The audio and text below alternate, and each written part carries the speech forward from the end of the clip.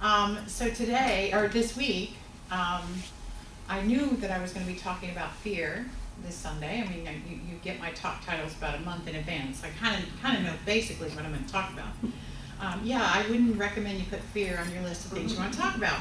So maybe some of you read the newsletter. I had a very scary experience this week. I was in my kitchen, and if you didn't read the newsletter, I'll catch you up. I was in my kitchen, and I was cleaning the kitchen, and I had the dishwasher open, and was loading the dishwasher, and then I decided to wipe the countertops, and so I had a wet paper towel in my hand that I was going to put in the garbage can, and I took a step backwards, forgetting that the dishwasher door was open, and I fell. I fell over the door and banged my head against the pantry wall, and nearly knocked myself out. But it was very scary, and as I lay there on the ground and kind of scanning my body like, am I okay? I realized that it could have been a lot worse. So I just allowed myself to be there and to allow just kind of healing energy to just be present with me. My dog Darby, who most of you have met, was a love, and she came over and licked my face and let me cry, and didn't force me to do anything big. But when I got up the next day, I went back into the kitchen, and I realized, as I wrote in the newsletter, I had a choice to make. You know, when something unexpected and scary happens, fear naturally flows through us, and I had to be in relationship with that fear, and I thought about, maybe I should never use the dishwasher again, just like keep that door closed, that's a dangerous thing, or you know, maybe I should just stay out of the kitchen altogether, or maybe I should just never ever be alone again, or whatever, you know, so all the fears run. And I decided that I really like using a dishwasher. It saves me some time, and I would allow the fear, instead of limiting me, to actually keep me mindful, to wake me up to my environment and to what's going on around me. And I thought that might be a more powerful experience of a wave of fear than letting it immobilize me or force me to wash all my dishes by hand. So that's what I learned, and I wasn't expecting to have a brand new fear story to share with this talk, so I will start instead with the fear story I was going to tell. And it's a little story about a gray mouse. And this gray mouse lived in a house with a big cat. And the little mouse was terrified of the cat. And he started wishing, how happy would I be if I was a cat instead of a mouse? I'm afraid of the cat all the time, and if I were a cat, then I wouldn't be afraid anymore. And as it would be in such stories, a fairy heard the mouse's cry and granted him his wish and turned him into a cat. At first, he was very happy, he was very excited, but then one day, the cat ran into a dog. Oh dear, he said, I am so afraid of that dog. I'm so afraid of that dog all the time. If I were a dog, if I were a big dog, then I would never have to be afraid again. And the fairy was nearby and heard him, and she felt sorry for the old gray cat, and so she turned him into a big dog. And once more, he felt very happy. As a dog, he did not have to be afraid. Until one day he heard a lion roar. Oh my gosh, hear that lion. It is so big and so scary. I am so afraid when I hear him. I gotta go find my fairy. So he went to find the fairy, and he said, I'm not safe as a dog after all. Could you please make me a lion? He's the king of the jungle. I will not have to be afraid again if I'm a lion. And so the fairy felt sorry for him again, and she made him into a big, strong lion. And one day, a man came and tried to kill the lion. And the lion ran to the fairy one more time, said, oh, please, please, please, one more time.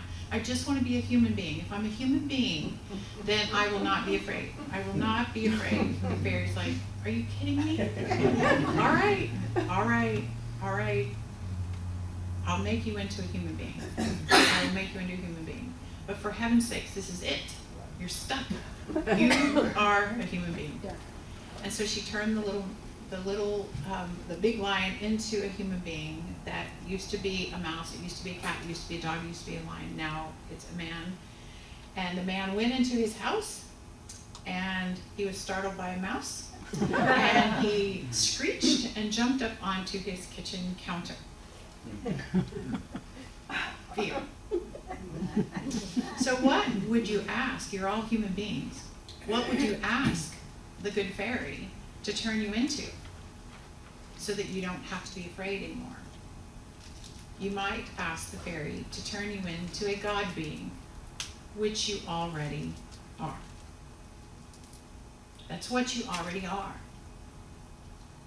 That's what you already are. Fear. Fear is an interesting thing because we all have it, and none of us want it. None of us want it. If we could find a fairy to fix it, we would in a heartbeat. We would go find that fairy. I believe it's just part of the human experience. It's as much as a part of our emotional landscape as love or determination or anger or courage or whatever. Fear is just one of those realities of life. And I'm hoping that if we can kind of explore this topic, that perhaps there is a way that we could release our fear of so many things. So I invite you to take a moment, close your eyes, and just think for a minute and identify something that you are afraid of. Just sit there for a moment and consider. What are you afraid of? It shouldn't take long because we all have something. So what fear is impacting your life right now?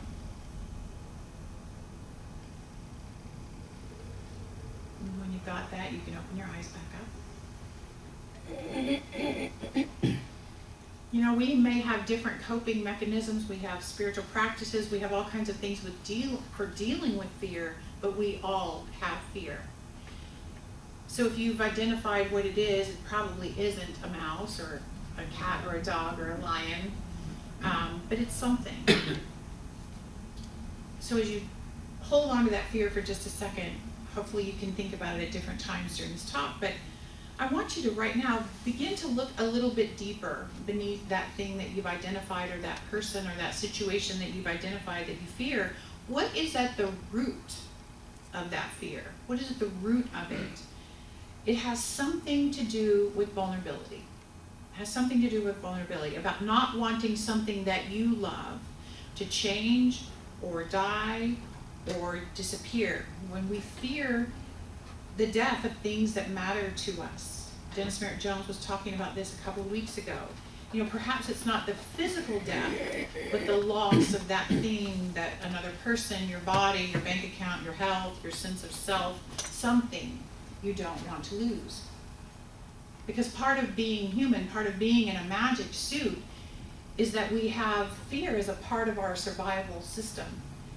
But what can we learn about using that fear? Can we begin to accept that vulnerability and uncertainty is just a part of being human, and take steps to kind of release the fear of the thing or the situation or the irritation? So as Ernest Holmes is wont to do, he has something to say about fear. He says this: fear and faith are identical in that the energy used in the one is the same energy as used in the other, since there is but one final energy in the universe, and this final energy is the energy of thought. Fear is a positive acceptance that you shall experience that which you dislike. Faith is a positive acceptance that you shall experience that which you do like, but they are identical in this mental action. The only difference is the direction. He's a smart guy. So our thoughts co-create our experience. So I love that Holmes points out that both fear and faith are a positive acceptance of an experience of something that we either like or dislike. But which kind of experience are you likely to have? You're likely to have the one that you focus on and give energy toward, and positive acceptance of. Those are his words. The one that we choose by the preparation of our lives to receive. That's which experience we're going to have. You know, I've heard it said that our most tightly held fears are going to come true. And I think that idea is supported by the spiritual truth that what you pay attention to, you get more of. What we focus on becomes our reality, and whatever we prepare for becomes our experience. That's just spiritual truth. And here's the thing, what we clear space for in our lives, what we prepare for, must fill that space. So when we clear space, and we clear space for fear, whatever we're thinking about is going to fill that space. The law of attraction makes that so. And Ernest Holmes actually had a lot to say about fear. A few weeks ago I was talking about his sermon by the sea, that his final talk at Asilomar in California back in 1959, I believe it was. And one of the passages in that famous talk he gave was about fear, and he said this: "Find me one person who no longer has any fear of the universe, or of God, or of man, or of anything else, even cats and mice and lions and everything, and you will have brought to me someone in whose presence we may sit, and fear shall vanish as clouds before the sunlight." Bring me one person that doesn't fear anything. And I find that to be true. If I'm around other fearful people, I start to get a little nervous myself, right? I do. Like, I could be in the happiest place on earth. I could be at Disney World, literally.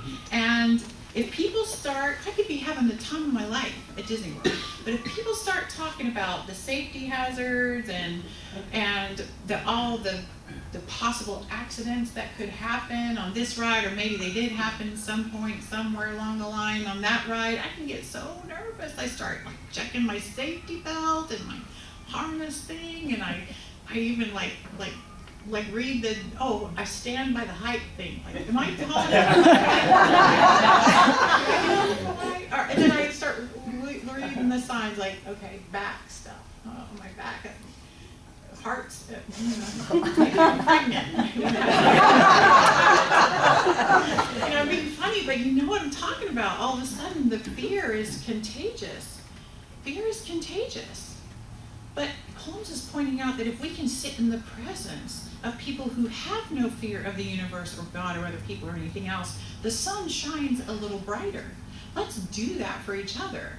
Let's stop scaring each other to death. There's something powerful about being in the presence of a fearless person. Fearlessness can be just as contagious as fearfulness. And see, what I've found is that when I decide to conquer or release a fear, I often draw to myself someone who's already learned how to live fearlessly in the way that I wish to live, right? You know, when I wanted to have like a bigger career experience, I looked for people who were already working at that level, fearlessly, so I could get close to them and see what they were like and what they were about. Or when I wanted to play on a tennis league, I realized that I had friends around me who actually did play on a tennis league, and they weren't afraid to go out there and play tennis and have like real matches and make it count. They could show me how to join a team and be fearless. And sometimes those were like intentional relationships that I sought out to overcome fear with, but sometimes they just kind of seem to magically appear on my path. But the question is who is around you right now that is living fearlessly in the presence of whatever you brought to your mind at the beginning of the talk? Because you can be on a lookout for like an angel of fearlessness to appear. And here's an example. I saw this online the other day. It's a story that I read about these two siblings who were at a public swimming pool. And the older brother was trying to teach the younger sister how to dive. So they were doing the age-old lesson in diving, you know, stand on the edge of the pool and stick your arms up in the air, point your fingers, and then kind of lean over and fall, right? And the brother kept helping his sister get her arms in place and bend toward the pool. But every time he started to count 1, 2, 3, on 3, she'd pull her arms down, back up, and say, no, no, no, no, no, no, no, no, no, no, I'm afraid, I'm afraid. And she wanted to dive so badly that she would walk back up to the edge again, and they would start the whole process over again. Raise your hands, point your fingers, lean over and fall. Okay, got it? 1, 2, 3. No, no, no, no, no, no, no. She would back up. So over on the other side of the pool, there was this older woman that was swimming laps, and she was watching these kids do this dive lesson. And finally, she couldn't stand it anymore. She swam over to them just as the older brother was kind of beginning to put the real pressure on the little girl. And she was shouting, I am afraid, I am so afraid. And the woman looked at her, the little girl, and she raised her fist defiantly in the air, and she said, so, be afraid and do it anyway. Be afraid and do it anyway. A fearlessness angel had kind of appeared in the pool. Because life is not about being unafraid. Life is about being afraid and doing it anyway. Doing it anyway. Because see, fear is a showstopper. Fear just immobilizes us and paralyzes us. But I don't think that has to be the case. Every single one of us has faced something that scared us, even if it was just diving as a kid, but something that scared us, and we've done it anyway. And sometimes we're pushed by pain towards doing that thing that we're afraid of, and sometimes we're pulled by inspiration and hope of something better.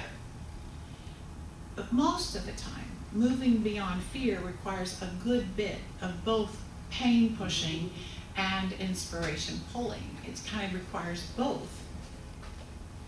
So let's talk about a big one. So right now, one of the things that the entire world seems to be discussing in a fearful way is climate change, right? You know, we've been talking about nature this month a little bit in our theme, and I think it's appropriate that we kind of touch on this big, ginormous topic of climate change, because the current environmental movement is driven by fear.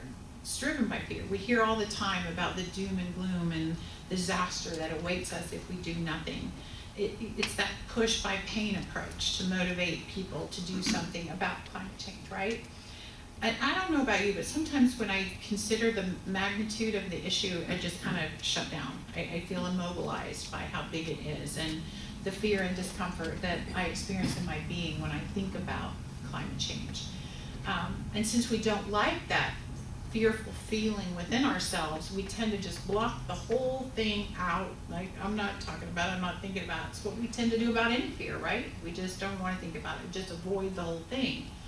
But especially about something global, it's very big like this. We feel tiny in comparison to the fearful issue. We just avoid it. But yet we deeply understand in the teaching of oneness that teaching of one do matters, and that we are a part of this matrix of this planet, and the physical experience on Earth depends on our actions. We know that our thought and our emotions and choices have an effect on all living things including Mother Earth. So how can we take this spiritual understanding of the truth of oneness and the power that we have in our lives and apply it to this issue? How can we move away from the thought of fear and transform it into a motivating thought of oneness and love, especially related to this particular issue of global warming? So last week, I showed you pictures of Maroon Bells, the beautiful place in Colorado, and I explained how much I love nature and the spiritual truth that it illustrates. I was kind of using that as an example. So how can I take my absolute love of nature, my love of Mother Earth, and allow that love to pull me and inspire me with the issue of climate change? How can I use that instead of the push of fear? So I think allowing love to inspire me instead of fear to push me would create a bigger impact on the world. Do you see what I'm saying? Because if I look at environmental issues from a place of fear, I tend to shut down and I look away, and I'm adding that energy to the mix of everything. But if I look at the environment from a place of love, I can allow that love to motivate me to take action on behalf of the earth that I love. See, love and reverence for the earth in my heart will result in a desire, an increasing desire, to support sustainability and harmony and collective good for all creatures. I mean, it just kind of motivates me in that way. Do you see the difference? See, we might take the very same actions pushed by fear that we would take inspired by love. We might choose to carpool or recycle or turn lights off or use less plastic or all the things that we should be doing anyway. But if those actions are infused with a mindset of love instead of fear, we're also having a positive energetic effect on the whole thing, a spiritual impact toward that healing that goes far beyond the physical impact of our actions. When we do anything from an internal heart of love, we are aligning ourselves with the divine energy, with the truth of life, and a deeper healing takes place. Whatever we fear is being empowered by fearful energy. Whatever we love is being empowered by that loving energy. So what experience do you want to have? What experience are you having a positive acceptance of, to quote Ernest Holmes? So I'm encouraging you to take actions necessary to face your fear and do it anyway, whatever that fear was you talked about or you thought about. But infuse your actions about that fear with your love and your reverence for life. Face the uncertainty of being human and relish in the experiences that only human beings can have, even if they scare the wits out of you, right? So the mantra becomes, feel the fear, find the love, and do something from that place of love. And this applies to all of our fears. Feel the fear, find the love, and do something inspired by that love. Whatever you named at the beginning of the talk, think about it. What do you love more than you fear about that thing? So if your fear is your body dying, which is the big mama jama fear that we all have, what do you do? Where do you find the love that you have about being alive? And to do something from that place of love. How can you lean into being even more fully alive in this moment? Because you love being alive. If you fear losing someone else, you probably love that person a whole lot, right? So how can you do something big today about your love for that special person? How can you reach out and express that love right now while they're in your life, instead of being holding back for fear of losing that person somewhere down the road? If your fear is about losing everything and being a bag lady, which I know a lot of us have that fear, there's probably something greater calling for you to try something new and step into playing bigger, not playing so safe. How can you tap into your love of a fresh experience and have that instead of being immobilized by your fear? Whatever it is, feel the fear, find the love, and do something infused with that love. So I'll close with a cute little story, one more story. I love stories. This is about my daughter, Kelsey. So when she was 6, we were living in Seattle, and our neighbors across the street built a haunted house in their driveway for Halloween.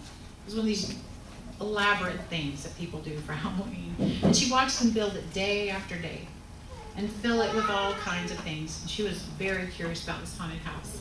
It was quite creepy looking, actually, even especially to a little girl, but it was even creepy looking to me. But finally it was Halloween night, and I wanted her to eat some dinner before she went trick-or-treating. So she's sitting at the bar in the kitchen with her little Dorothy Wizard of Oz costume and her little red slippers and everything, and eating her whatever she was eating. And I asked her, I said, Kelsey, are you ready to go through that haunted house across the street? She just kept eating. Just kept thinking, eating, clicking her little red slippers. And she said, I will, Mommy, but it's going to scare the big Jesus out of me. That's awesome. It's going to scare the big Jesus out of me. Somewhere along the way, she had heard me say something or other was scaring the bejesus out of me, and she thought I said the big Jesus. And as you can imagine, from now on, from that point on, everything scares the big Jesus out of us, not the Jesus. But anyway, but back to Kelsey's 6-year-old Halloween memory. You know, after dinner was over, she felt the fear. She was terrified. But she marched her little Dorothy self across the street. She found her love of Halloween. She found her love of being a big girl, and she did it anyway. She did it anyway. She marched over there and took her little terrified self right through that haunted maze. And she has the memories to prove it too. But I delighted in seeing her self-pride that she did it anyway. She was, everyone she met on trick-or-treating, she's like, go to the haunted house, it's not scary at all. Right, but I hope that inspires you, because we all have to face our fears, and whatever's keeping you from living your most outrageous life, let it scare the big Jesus out of you, let it scare you, but find the love and do it anyway. Fear nothing, and I'm not kidding. And so